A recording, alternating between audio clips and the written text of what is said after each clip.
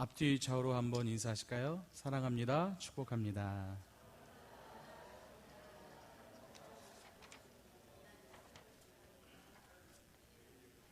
한 번 더 인사합시다. 우리 장로님, 권사님, 집사님, 우리 성도님, 형제님, 자매님, 목사님, 전도사님, 뵈니 살맛이 납니다.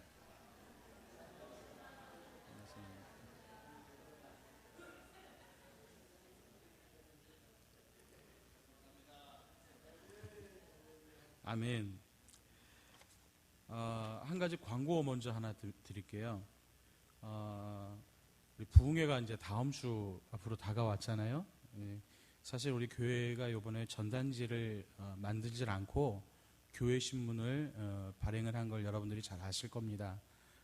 어마무시하게 많이 찍어냈어요. 그래서 한 10,000부 정도 이렇게 찍어냈는데 아직까지 빌립전도대와 또 매주 여러분들이 가져가신 신문들이 아직 소화가 아직 덜 됐고, 또 제가 새벽마다 그 오목교회 옆쪽에 가서 이렇게 제가 직접 배분하는 거 아니고 가판대를 놓고 아침에 출근하시는 분들 가져가게 하고 다시 아침에 출근할 때 제가 걷어오고 하는 작업을 했는데, 그럼에도 불구하고 아직 많은 양이 나가지 않았습니다. 지금 여러분들이 예배 마치고 돌아가시면서 뒤에 우리 김도희 전도사님이 각 50부씩 전달 오늘 좀 준비를 해놓았어요. 50부씩 해도 이게 3박스밖에 안 됩니다. 그래서 오늘 여러분들이 가져가셔서 각 개인당, 부부도 개인당 가져가셔서 이번 주 중에 꼭 사시는 지역이나 그 동네 주변 꼭 여러분들이 지인들한테 혹은 뭐 회사에서라도 이렇게 좀 이렇게 나눠 주시고요. 부흥회 전단을 대신해서 여러분들이 광고 좀 이렇게 해주시고 홍보 좀 해주셨으면 좋겠습니다. 이따 또 메시지 말미에 또 우리 부흥회를 놓고 또 잠시 같이 한번 기도하는 시간을 갖도록 하겠습니다. 오늘 우리가 같이 읽은 본문 말씀을 가지고요, 기도라는 제목으로 말씀을 나누겠습니다. 오늘은 그 경건의 덕목 3가지 중에 그 2번째에 해당하는 기도입니다. 자, 어떻게 하는 기도가, 다시 말해서 어떠한 태도로 혹은 어떠한 내용으로 하는 기도가 과연 더 나은 의를 이루기 위한 바로 그러한 것인가 라고 하는 것입니다. 자, 오늘 이 기도에 대한 가르침에는 구제라는 것이 2절과 4절에 지난번에 살펴본 것, 그리고 앞으로 우리가 다음에 살펴볼 금식 16절과 18절에 나오는 이 구제와 금식과는 달리 한 가지의 특징이 나타나는데, 그것은 바로 2 부류의 사람이 이 반면교사로 등장한다는 것입니다. 하나는 외식하는 자, 즉 오늘 본문 5절과 6절에 나오는 바리새인이고요. 또 다른 하나는 바로 7절과 15절에서 자, 그런데요, 이것으로 보아 오늘 우리는 이 마태가 그 당시에 사역을 하고 있던 공체, 즉 마태 교회의 구성원 중 아직도 옛 유대적 신앙 습관이었던 이 기도의 방식을 버리지 못한 이 유대인들과 또 옛 이방적 신앙 습관을 가졌던, 즉 역시 그 기도를 버리지 못한 이방인이 존재하고 있었음을 알 수 있습니다. 자, 그로 인해서 오늘 이 마태 기자는 예수님의 가르침 중에서 오늘 기도에 관한 것들을 정리하여서 오늘 본문에 기록한 것입니다. 자, 그렇다면 오늘 이 바리새인들의 기도는 어떠한 기도였을까요?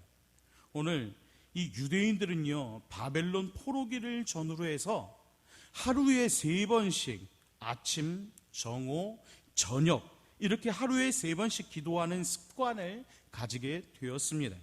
그 모습을 다니엘서 6장이나 사도행전 3장 그리고 10장에서 우리는 그 내용을 볼 수가 있습니다. 이들은 성전이나 회당이나 혹은 집, 그 중에 다락방에서 기도를 하곤 했는데, 만일 이 기도 시간이 외출을 할 때면 길가에서 그저 성전을 향해 그대로 기도를 했습니다. 그런데 언제부터인가 이 유대인 사회에서 기도를 잘하는 사람, 여기서 제가 오늘 이 원고를 준비하면서 기도를 잘하는 사람에다가는 이 물음표를, 퀘스천 마크를 달아봤어요. 이게 무슨 뜻인지, 무슨 의미인지 한번 여러분들이 상상해 보십시오. 기도를 잘하는 사람을 존경하고 칭찬하게 되자 기도 시간이 되면 일부러 길가에 나가서 기도하는 사람들이 생겨나기 시작한 겁니다. 그러니까요, 원래는 기도 시간이 되면 아침, 정오, 저녁 시간에 정해진 시간에 기도를 해야 하는데 그냥 외출을 하는 시간이나 어디에 있든지 상관없이 그 시간이 딱 되면 기도를 해야 됐는데 이제는 기도의 시간만 딱 되면 일부러 바깥으로 나가는 겁니다. 무슨 의미인지 아시겠죠? 이런 사람들이 생겨나게 된 겁니다. 특히 바리새인들은 이에 더 나아가서 오히려 회당과 큰 거리 어귀에 서서 기도하기를 좋아했던 것입니다. 오늘 보면 5절에 나와 있죠. 여기서 말하는 큰 거리 어귀란 일주일에 2번 정도 들어서는 시장, 즉 오늘날로 이야기하면 이 5일장이나 7일장이나 혹은 3일장 같은 이 저자나 광장을 가리킵니다. 바리새인들은 이처럼 사람들이 많이 몰려들고 그래서 사람들을 눈에 잘 띄는 곳인 회당과 큰 거리 어귀에 서서 기도하였던 것입니다. 다시 말해서 그들은 다른 사람들에게 자신의 경건을 보이기 위해서 그리고 유창한 자신의 기도를 들려주기 위해서 오늘 이 기도라고 하는 종교적 행위를 하였던 것입니다. 그들에게 있어서 한낱 자기의 의, 즉 자기의 영광과 자기의 칭찬과 자기의 만족을 드러내기 위한 도구에 불과했던 것입니다. 무엇이요? 바로 이 기도가요. 자기의 의를 나타내기 위한 것이었어요. 이에 대해서 예수님의 가르침은 오늘 본문 6절에 보니까 이렇게 말씀합니다. 골방에 들어가 문을 닫고 기도하라. 바로 이런 말씀을 해주신 겁니다.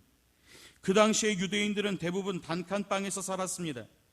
따라서 여기에서 언급한 골방이란 그저 가축이나 짐승을 가두어 두거나 혹은 기르는 그런 우리이거나 혹은 물건들을 간직해 두는 곡간으로 사용하는 창고 등을 일컫는 말입니다. 그리고 그곳에만 자물쇠를 채워 두었어요. 예수님은 앞에서 구제의 은밀성을 강조하신 것 같이 여기서는 오늘 기도의 은밀성을 강조하신 것입니다. 도무지 사람들의 눈에 띄지 않는 곳에서 기도하라는 것이지요. 즉 자신과 다른 사람들에게 기울인 이 관심의 문을 다 닫고 오직 하나님께만 문을 열라는 것입니다.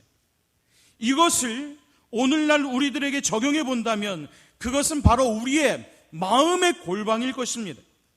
왜냐하면 기도에 있어서 중요한 것은 장소의 문제가 아니라 바로 우리 마음의 태도이기 때문입니다. 장소의 비밀스러움이 아니라 오늘 이 마음의 신실함이 오늘 더욱더 중요하다는 사실입니다. 자, 그렇다면 오늘 이 유대인들의 기도와 대비된 오늘 이 이방인들의 기도는 어떠했을까요? 오늘 본문 7절과 8절에 나오는데요. 여기에서 중요한 단어는 이방인과 중언부언이라고 하는 단어입니다. 오늘 이 구절에서는 이 핵심 키워드예요. 핵심 어지요. 일반적으로 하나님의 선택을 받은 백성에 속하지 않는 사람들을 가리켜서 헬라어의 단어는 이 에스노스라고 표현을 합니다. 이것은 이방인, 백성, 민족이라고 하는 헬라어 단어를 쓰는 거예요. 그런데 다른 복음서에서와는 달리 오늘 이 마태복음에서는 이 외에도 비슷한 단어인 에스니코스라고 하는 단어를 씁니다. 이 말은요, 이방인과 같이 혹은 이방인을 쫓아라고 하는 단어가 무려 3번이나 나타납니다. 5장 47절, 6장 7절, 그리고 18장 17절에 오늘 이 에스니코스라고 하는 단어가 나타나요. 이 단어는요, 단순한 민족적인 구분을 나타내지 않고 이방인들의 내적인 특성들에 따른 구분을 나타내고 있습니다. 자, 이것으로 보아서 오늘 예수님 당시의 갈릴리 지역에는요, 이방인들의 출입이 잦았던 것일 뿐만 아니라 오늘 이 이방인들의 종교적 영향이 미치고 있었음을 짐작할 수가 있습니다. 더 나아가서 이는 마태 공동체의 공동적인 상황이기도 합니다. 즉 시리아 지역에 위치한 이 마태 공동체는 그 구성원들 대부분이 유대인들이었습니다. 그러나 일부는 그 지역 내지는 이방 지역의 사람들도 포함되어 있었습니다. 그들은 이미 이 마태 교회 공동체에 들어왔음에도 불구하고 여전히 이전의 신앙 습관을 버리지 못했던 것이었습니다. 바로 그러한 이방 종교의 흔적이 바로 중언 부언이었다는 것입니다. 자, 그렇다면 오늘 이 이방인의 중언 부언은 무엇을 가리키는 것일까요?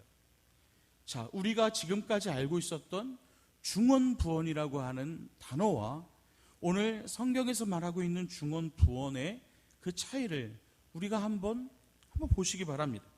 여기에서 말하는 이방인은요, 에베소를 포함한 소아시아 지역 사람들을 가리킵니다. 그리고 이 지역에 수호신이었던 여신이 있는데 그 이름은 바로 아데미입니다. 자, 바로 저 앞에 나와 있는 저 가나안의 여신 아데미를 섬기는 것입니다. 자, 저 아데미 여신을 보시면은요, 지금 저 온몸에 볼록볼록 튀어나온 것들이 있죠. 저게 뭐처럼 보이시죠? 뭐처럼 보이시죠? 예, 저게 여성의 유방을 말하는 겁니다. 자, 이것을 보아서 알 수 있듯이 저 아데미 여신은 다산과 풍요의 신입니다. 그래서 그들은 이 여신을 향해서 위대하다 아데미여, 아데미여 영원하라 라고 하는 이 주문을 많이 외웁니다. 이 주문을 외우면 외울수록 그만큼 아주 효과, 즉 관심과 응답과 복과 능력이 임한다는 거예요. 그래서 이들은요, 위대하다 아데미여, 아데미여 영원하라고 하는 이 말을 계속해서 반복하고 중얼거렸던 것입니다. 그들이 이처럼 반복해서 외우는 행위를 가리켜서 오늘 성경에 나오는 중언부언이라고 말하는 것입니다. 따라서 이 중언부언이란 인격자이신 하나님과 영적인 대화를 나누는 기도와는 달리 무의미한 말을 반복하는 것을 말합니다. 예수님은 이러한 이방 종교의 습관을 본받지 말라고 말씀하신 것입니다. 그런데 여기에서 우리가 주의해야 할 것은 오늘 이 중언부언이 결코 같은 내용의 기도를 중복해서 하는 것을 말하지는 않는다라고 하는 것입니다. 그 한 예가 예수 그리스도께서 겟세마네 동산에서 같은 기도를 3번 하신 것을 들 수 있습니다. 만약에 그렇지 않다면 오늘 예수님은 자신이 하지 말라고 한 것을 스스로 행한 것이 되고 말거든요. 그러므로 그 내용이 인격자이시고 살아계신 하나님께 하는 진실한 기도라고 해도 여러분 그런 기도라고 한다면 그것은 결코 중언부언이 아닌 것입니다.